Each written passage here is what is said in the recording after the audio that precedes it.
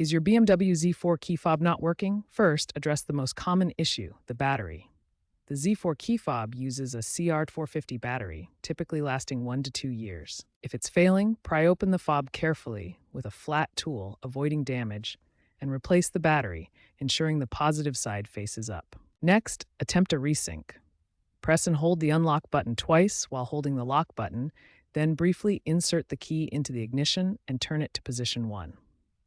This repairs the fob with your car's system.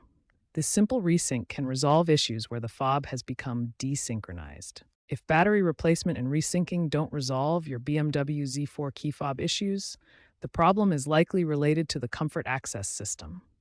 This proximity-based technology can be sensitive to various factors. Ensure your key fob is clean and free from obstructions. Metal objects can disrupt the signal, so keep the fob away from wallets, phones, or other electronic devices.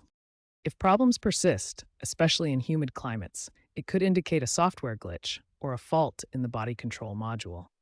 The comfort access system relies on precise electronic communication.